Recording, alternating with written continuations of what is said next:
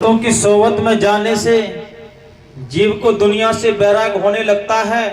संतों की सोबत से जैसे बर्फ के पास बैठोगे तो बड़ी ठंडी हवा आएगी, आग के पास बैठोगे तो गर्मी आएगी, आपको झुलसा देगी। आपको जैसी आप सोबत करेंगे वैसे ही आपको तसल्लियां मिलती हैं, गुण मिलते हैं, अवगुण मिलते हैं।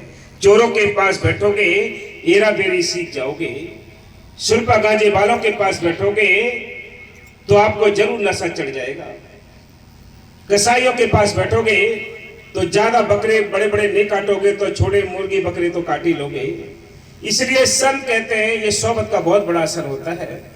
संतों ने हमें रहना खाना पीना सब सिखाया है। संत कहते हैं, क्या कहते हैं, ये मनुष्य जीवन तुम्हें मिला है।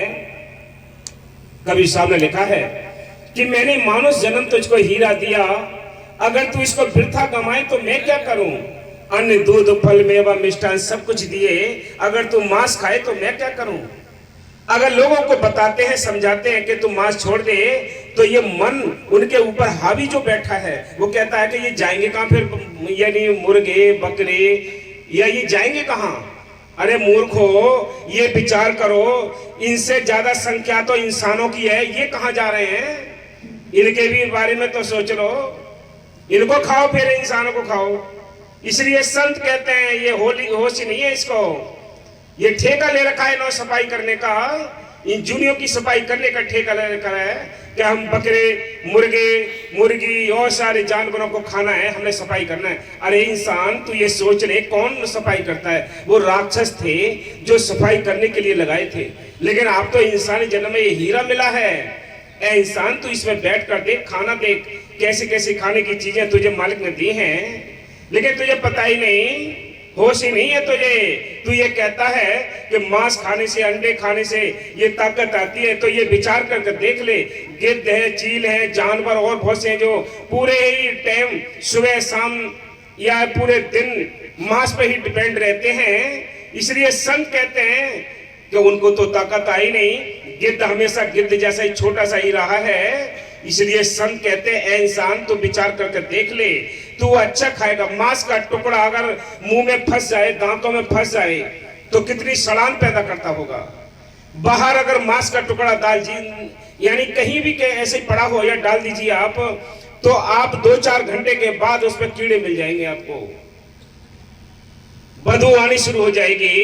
अगर तेरे अंदर पेट के अंदर ये मांस रुकता है, तेरे दांतों के अंदर ये मांस के यानी कण रुकते हैं, तो ये अंदर सड़ान पैदा करते हैं। इससे बहुत सारी BP, high blood pressure, cancer, तमाम तरह की बीमारियां बनती हैं, जो डॉक्टरों के यानी बहुत सारे विज्ञापन छपे हुए हैं। इसलिए संत कहते हैं, वो खाना भी संत सिखाते हैं। किसी मजहब के अंदर ये नहीं लिखा है कि तुम ये इसी से खाने से ही अपना सारा जीवन काट दो, हमें मांस ही खाना है। बाहर बकरी से कितनी नफरत करते हैं, मुर्गे से कितनी नफरत करते, कूड़े पे घूमता है, पूरे दिन गंदगी खाता है। बोलो, सुअर कितनी गंदगी खाता है, लेकिन हम सुअर की ही सफाई कर जाते हैं, होश ही नहीं किसी को। इसलिए संत कहते हैं ये मांस हो गया, ये आपको आपकी आत्मा को घात करता है। और आगे क्या संतों ने कहा कि तू अगर नल का पानी ठंडा पी के देख ले, तेरे अंदर तसल्ली और शांति आ जाएगी। और क्या कहते हैं, तू आने बाहर का पानी पिए, ये दारू का अड्डा होता है, वहां जाके पी ले, वो तेरी बुद्धि कैसे नष्ट कर देगा। इसलिए संत कहते हैं कि मालिक ने सब कुछ आपको हीरा जन्म दिया है, लेकिन हीरा से चीजें भी खाने के लिए दी हैं तुझे। अगर फिर भी तू नहीं मानता, बहुत सी शादियां वापस हो जाती हैं कि अंडे मांस मछली नहीं मिले, दारू नहीं मिली, यानी बिचौलिया जो माध्यम होता है वो इन बातों के आधार पे ही यानी रिश्तेदारियां तोड़वा देता है, शादियां तोड़वा देते हैं, इसे इज्जत समझते हैं। बोलो कहां से लाए अकल, कैसे इनको समझाएं। सारी दुनिया नहीं समझ सकती। बाबा मेरे साहब जी कहते थे कि भाई संत फकीर आते हैं किसी बिरले किस्मत वालों के लिए आते, खासकर जीवों के लिए आते, सबके लिए नहीं आते। ये सारी दुनिया 84 में धक्के खाती रहेगी। हाँ जी, मालिक से मिलने की तड़प पैदा होती है और भक्ति करने का शौक बढ़ता है। हाँ, ये कहाँ से मिली सोबत है? सोबत है जो संतों की सोबत होती है, वहां से हमें मालिक से मिलने का शौक पैदा होता है। ऐसे ही संतों ने लिखा है, उनकी सोबत करते हैं तो बैराग होता है। ये दुनिया समझ आती है कि ये दुनिया क्या है, ये सब समझ में आता है। हाँ जी, हर समय ख्याल मालिक और उसकी भक्ति की तरफ रहने लगता है। हाँ, उस मालिक की ओर रहने लगता है। कोई भी ग्रंथ शास्त्र या कोई भी संत या कोई भी देवी देवता ये नहीं कहता है कि तुम मांस खाओ, अंडे खाओ। वो कहते हैं तुम्हें मालिक की मेहर से बहुत सुंदर चीजें खाने के लिए दी हैं। कोई भी देवी देवता नहीं कहता कि मेरे वास्ते आप हत्या करें। जब बाहर का इंसान थोड़ा खून देखकर, किसी का एक्सीडेंट देखकर चक्कर खा के गिर जाता है, तो देवी देवता इतने बेवकूफ नहीं है जो तुम कत्ल उनके नाम पर करते हो तो उनको चक्कर नहीं आए। इसलिए संत कहते हैं मूर्ख बड़े पड़े हो, हमारी अपनी जुबान के स्वाद ने ये मिट्टी पली कर दिया, हमें इस 84 का अधिकारी बना दिया है। घूमते रहेंगे इस 84 के जेल खाने में। ये आवागमन की हथकड़ी लगी है, इसी वास्ते लगी हैं। हाँ जी, जीव संतों और उनकी साथ संगत में रहना ही पसंद करता है। हाँ, जिनको ख्याल जुड़ गए मालिक की ओर से, जिनके संस्कार उज्जवल होते हैं, उनको अपनी साथ संगत अच्छी लगती है, संतों की फकीरों की सोबत अच्छी लगती है, बाकी दुनिया बस दूर रहती है। ये दुनिया से दूर रहो, रहना भी है इनके साथ, संसार के साथ रहना भी है और इसमें रहने का तरीका सीखना है। इनसे दूर भी हो जाए, अपना काम भी हो जाए, अपनी भजन बंदगी हो जाए। ये मनुष्य जीवन मिला है, ये 84 लाख जूनियों में एक अव्वल जीवन मिला है तो एक मनुष्य तन मिला है।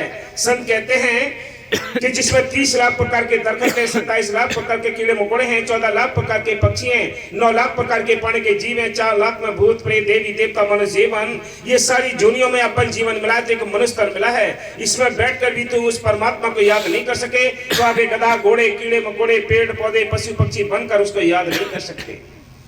उसको याद करने के लिए चांस मिला है तो एक मनुष्य जीवन मिला है। इसमें लापरवाही की तो वही दुनिया फिर तैयार है जिनको हम भोग कर आए हैं। इसलिए आज चांस मिला है, फिर बहुत टाइम लगेगा आपको। हाँ जी, जहाँ उसको सतगुरु की याद आती रहती है, हाँ, और खुशी तथा शांति मिलती है, वही लोग इसको अपने बहन भाई या सच्चे रिश्तेदार नजर आने लगते हैं। हाँ, पल भर के लिए भी उनसे दूर होना नहीं चाहता। पल भर के लिए भी दूर होना नहीं चाहता। जिसमें स्वयं मालिक की मेहर होती है उसको ये चीज अंदर इश्क लग जाता है। बिना इश्क के कोई अपने घर नहीं गया है। जितने संत फकीर आए हैं उस मालिक के साथ उन्होंने इश्क किया है। जब बाहर के काम बिना इश्क के, बिना प्रेम के पूरे नहीं होते तो मालिक की भक्ति भी बिना प्रेम के पूरी नहीं हो सकती। इसके लिए भी प्रेम चाहिए, इसके लिए भी हमें तड़प चाहिए, इसके लिए भी हमें तवज्जो चाहिए, तब इसे पूरी होगी। वैसी मत मारो, सुबह शाम अगरबत्ती लगा दी, धूपबत्ती लगा दी, हो गया भजन। ये भजन नहीं है। ये शरीर को अचेत करना पड़ेगा, सिमटाना पड़ेगा, तब कहीं जाकर वो चीज अंदर से मिलेगी।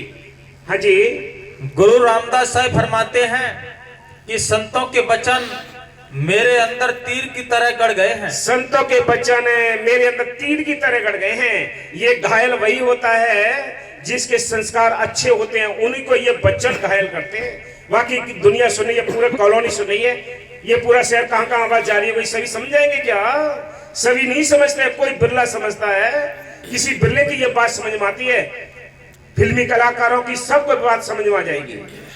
जेब जेब के अंदर मोबाइल पड़ा है, सभी फिल्में देखते हैं, उनकी बात समझ में आ जाती है। उनसे पूछ लो ये कौन सा हीरो है, उनसे पूछ लो ये कौन सा रोल है, उनसे पूछ लो कि ये क्या है, सारा कुछ बता देंगे। संतों की फकीरों की एक वचन भी नहीं समझाते, बोल ही नहीं सकते क्या क्या फकीरों ने बताया, क्या संतों ने बताया है। हाँ जी, मालिक से मिलने की ऐसी तड़प पैदा हो गई, हाँ, जैसे एक प्यासे को पानी की हुआ करती है। जब संतों की सोबत की तो मालिक से मिलने की ऐसी तड़प पैदा हो गई कि उनके बिना पे चैन नहीं पड़ता, बिना दर्शन किए चैन नहीं पड़ता।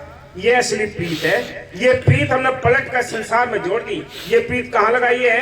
बेटी बेटा कुटुंब कबीला रिश्ते नाते धन दौलत जमीन जायदाद, ये प्रीत इधर लगा दी। मालिक के लिए प्रीत नहीं लगाई। जो मालिक के लिए प्रीत जिन्होंने लगाई, जिन्होंने तन मन धन से सेवा परमार्थ की है, वो सियाने हैं, समझदार हैं, वो अकलदार हैं, बाकी सब बेवकूफ हैं हम। हाँ जी, उनके वचनों के तीर ने मेरे अंदर एक ऐसा दर्द पैदा कर दिया है जिसको केवल मैं ही जानता हूँ। हाँ, मैं ही जानता हूँ, ये दुनिया नहीं जानती। संतों के वचन जिसके अंदर लग जाते हैं वही समझते हैं। जब तो मीराबाई ने लिखा है, घायल की गत घायल जाने की जन घायल होए, कि जो घायल है मैं घायल हूं ये दुनिया नहीं जानती मेरे को। बोलो फकीरों की कौन जान सकता है उस दशा के लिए किस कदर उन्होंने मालिक को पाया है। जितने भी संत फकीर आए हैं उन्होंने मालिक को रो रो कर पाया है, हंसते खेलते किसी को नहीं मिला। इसलिए संत कहते हैं हंसते खेलते किसी को नहीं मिला। ये बड़ भाग्य की बात है जिनको मौके का संत मत मिला है, मौके के संत मिले हैं, वो कीमती बात है। बाकी सारी दुनिया पाखंड बलजी पड़ी है, सारी दुनिया ने धर्म के खूंटे गाड़ रखे हैं, इनमें झगड़े डाल रखे हैं। हाँ जी,